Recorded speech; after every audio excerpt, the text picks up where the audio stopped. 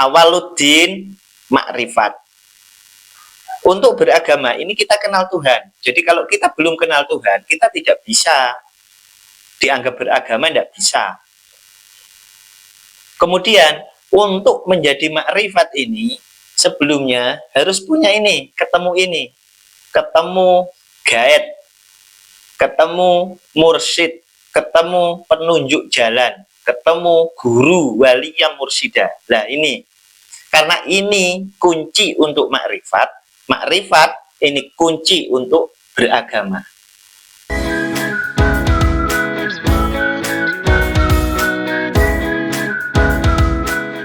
Assalamualaikum warahmatullahi wabarakatuh. Om Swastiastu, Namo Buddhaya, Salam, Salam Rahayu, Salam Kebajikan. Ketemu lagi dengan Jombre Makrifat. Siang ini kita ketemu kembali dan akan mencoba berbagi sedikit tentang makrifat. Ya. Kita tahu bahwa awaluddin ma'rifatullah, awal mula beragama atau seseorang itu dianggap beragama adalah saat ia kenal Tuhan.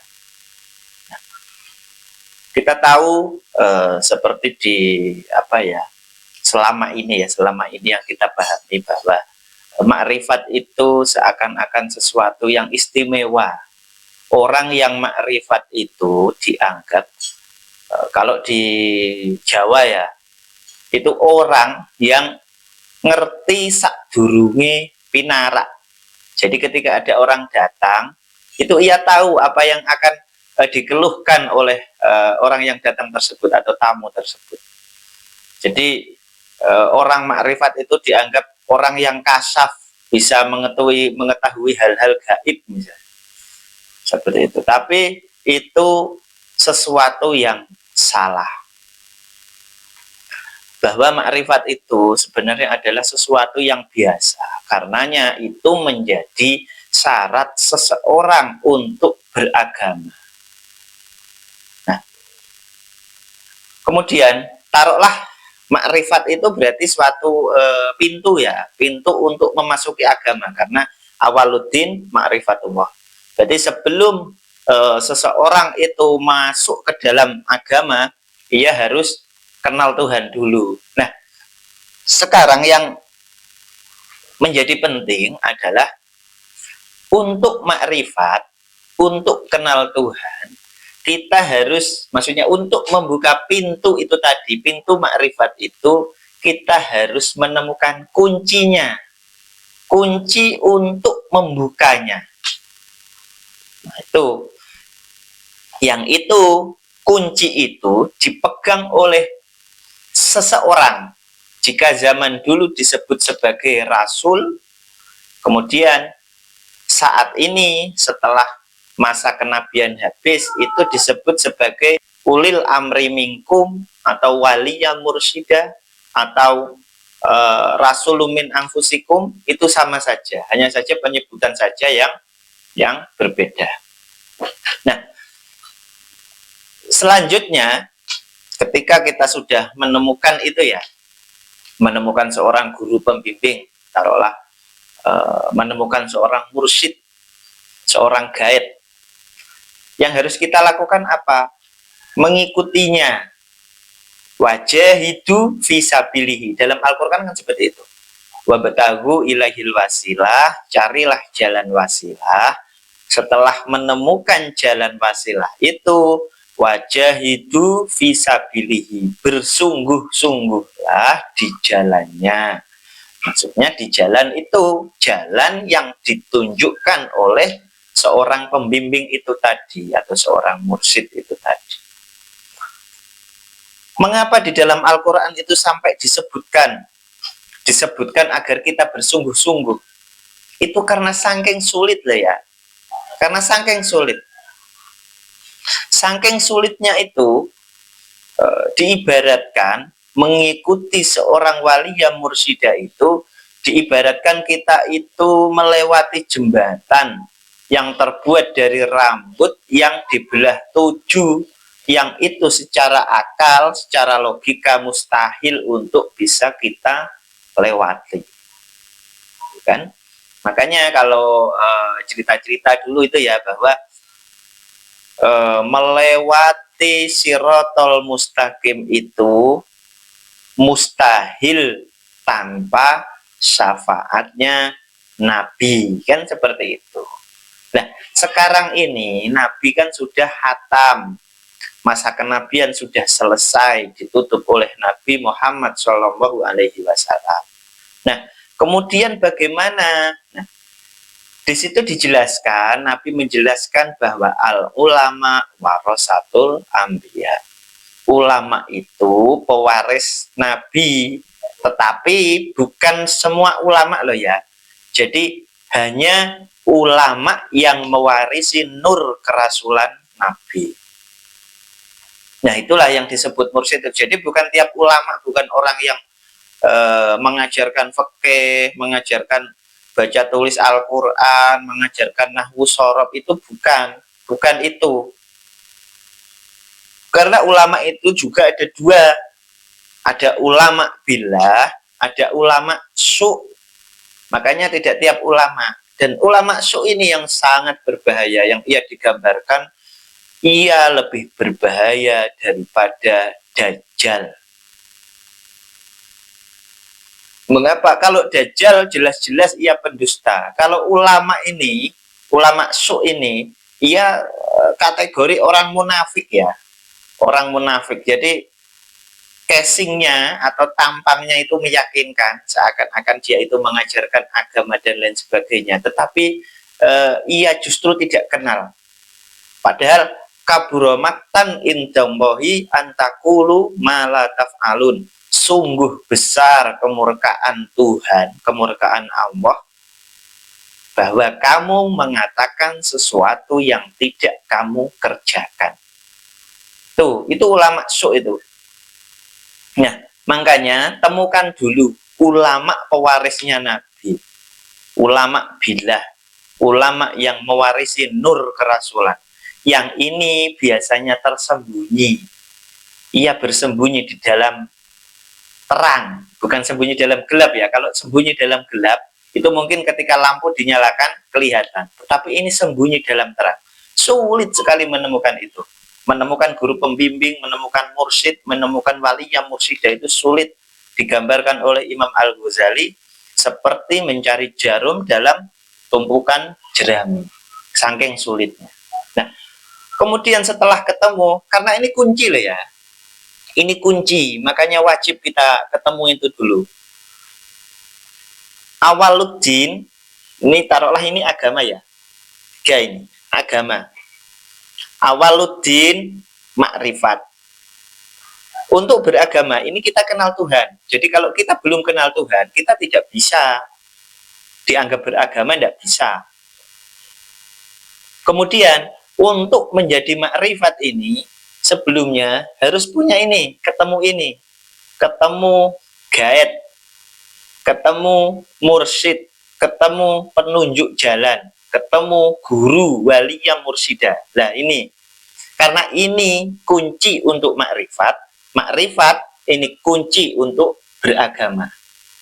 Nah, dari tiga ini berarti mana dulu yang kita harus capai pertama kali? Kan jelas ini, menemukan guru pembimbing atau guru waliyah mursyida, yang itu digambarkan itu tadi, Al-Ghazali itu tadi, sulitnya minta ampun untuk ketemu itu. Dan ia bersembunyi di dalam terang, ia tidak kelihatan. Jadi sosoknya itu bukan orang yang berjubah, berjenggot panjang, bukan seperti itu. Kalau istilahnya nyamar gitu ya, nyamar. Jadi dia tidak kelihatan. Kemudian lagi setelah ketemu ya, misalnya karena walaupun sulit ya, tapi kan tidak mustahil untuk ketemu jika kita bersungguh-sungguh. Nah, kemudian ketika sudah ketemu ini, kan di situ di dalam Al-Quran dijelaskan, wabtahu ilaihil wasilah, carilah jalan wasilah. Itu berarti menemukan guru ini loh ya, menemukan guru rohani, menemukan guru wali yang mursyida. Nah, itu wasilah itu. Nah, setelah ketemu dengan wasilah, kan diteruskan dalam ayatnya itu kan. Wajahidu fisabilihi. Bersungguh-sungguhlah kamu di jalannya. Maksudnya, beradaptasi dengan jalan ini. Karena saking sulitnya itu, diibaratkan itu tadi, melewati rambut yang dibelah 7 itu mustahil. Sangat mustahil dilewati. Tanpa ditolong oleh ini. Tanpa petunjuk yang benar. Makanya seorang mursyid atau seorang guru pembimbing yang sebenarnya itu, seorang guru yang sebenarnya, itu ia akan selalu memberikan aba-aba, memberikan peringatan. Kan fungsinya itu kan, memberi peringatan.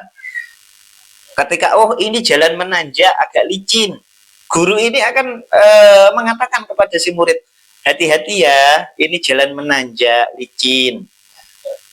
Misalnya mau ada turunan, guru itu pun akan menjelaskan kepada muridnya, hati-hati ya, ini kita melewati turunan, jadi pasang gigi rendah, seperti itu.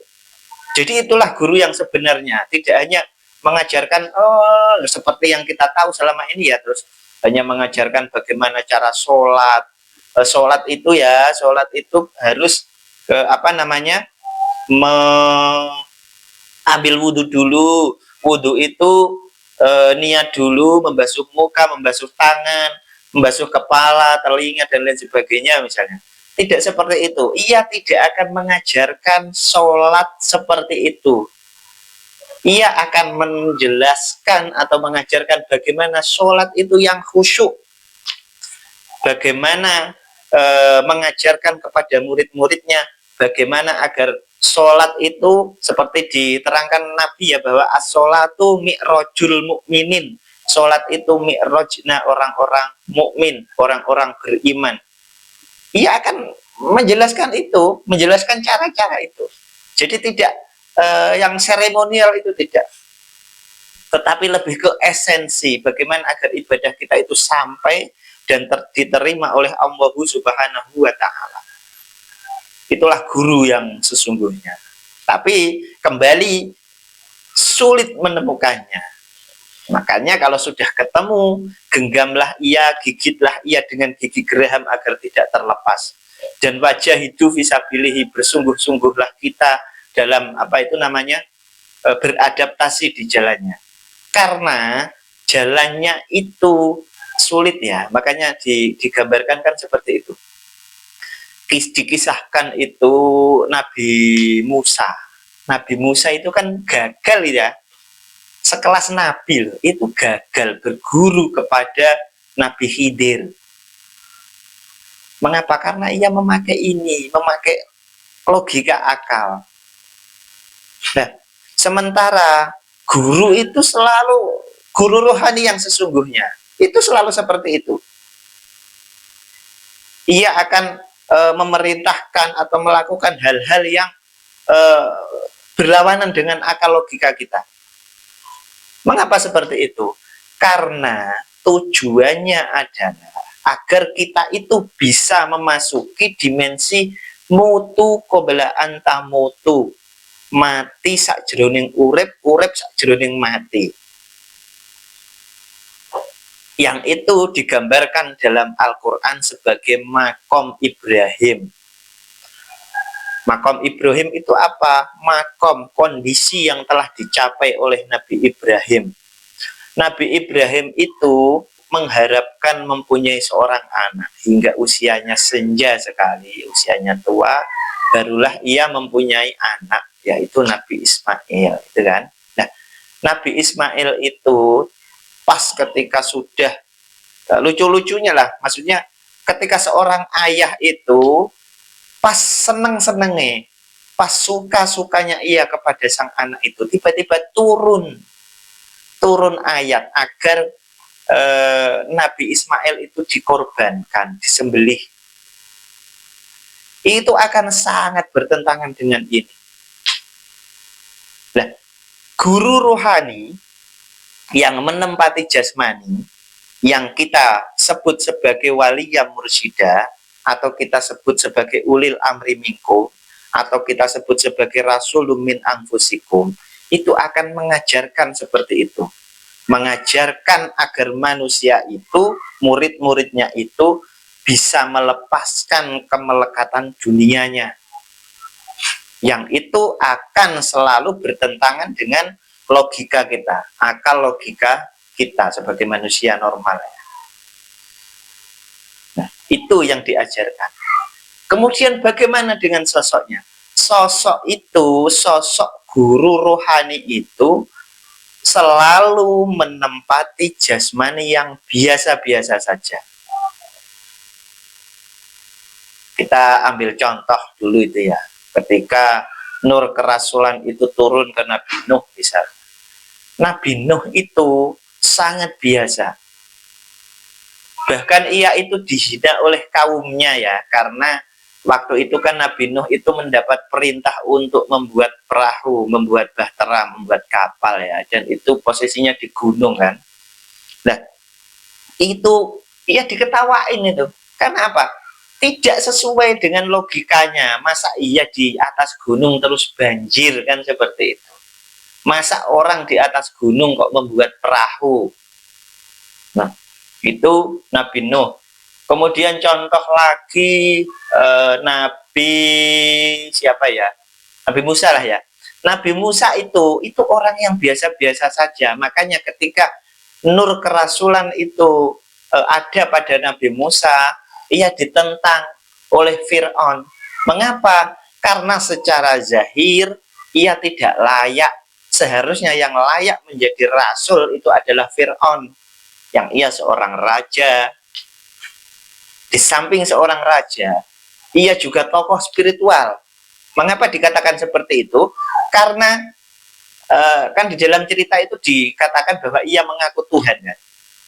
Masa iya ada orang angon tiba-tiba mengaku Tuhan? Kan tidak. Itu tetap ia seorang tokoh spiritual. Dan Nabi Musa itu ngomong itu tidak jelas. Ngomongnya Nabi Musa itu pelo.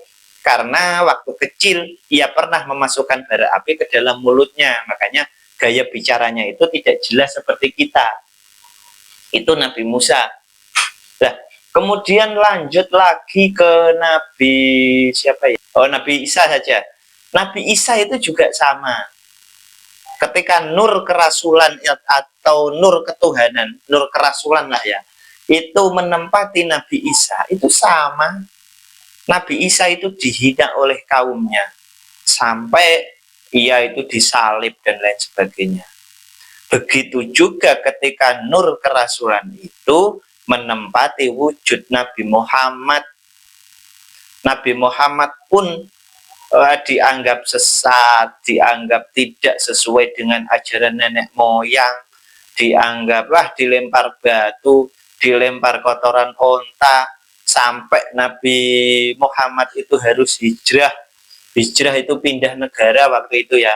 Ia dari Mekah ke Madinah. Dan lagi Nabi Muhammad itu sosok yang biasa-biasa saja. Ia yatim piatu. Kemudian ia juga pekerjaannya itu apa? Angon ya, angon kambing. Itu pun bukan kambingnya, kambing pamannya. Jadi sangat biasa. Makanya tidak heran ketika Abu Jahal dan Abu Lahab itu menentang kerasulan Muhammad. Mengapa? Karena tidak layak. Seharusnya nur kerasulan itu turunnya kepada orang-orang yang layak. Kan seperti itu logikanya kan. Tapi tidak seperti itu. Begitupun saat ini ulama yang mewarisi nur kerasulan Nabi itu juga akan tampak biasa-biasa saja. Ia akan sembunyi di dalam terang ya, sangat sulit ya. Kayak ninja itu. Tidak kelihatan. Tidak tampak sama sekali bahwa ia adalah seorang rasul, ia adalah seorang utusan, ia adalah seorang mursyid. Makanya tadi di awal tadi kan dijelaskan sulitnya menemukan itu sebagaimana menemukan jarum di tumpukan jerami. Ya itu karena ya biasa-biasa saja. Nah itu ya, jadi yang pertama itu tadi yang diajarkan adalah mutu qabla anta mutu. Kemudian ia juga biasa-biasa saja, tetapi itu ada. Makanya saking sulitnya itu, di tiap kita sholat itu selalu berdoa sebanyak 17 kali minimal. Minimal loh ya, itu kalau untuk sholat fardu saja tanpa sholat sunnah. Di situ selalu disebut dalam doa kita ketika kita membaca Fatihah itu, ihdinas siratal mustaqim, tunjukkanlah kami jalan yang lurus. Ihdinas siratal mustaqim, tunjukkan kami jalan yang lurus. Selalu seperti itu. Itu karena sangat sulit menemukannya, sulit, adaptasinya sulit, tetapi itu wajib kita temukan. Karena itu menjadi kunci agar kita bisa ma'rifatullah, dan makrifat itu menjadi syarat orang beragama. Awaluddin ma'rifatullah. Mungkin itu untuk pertemuan sore ini, dan akhirnya ilahi anta maksudi waridhoka matlubi. Wassalamualaikum warahmatullahi wabarakatuh.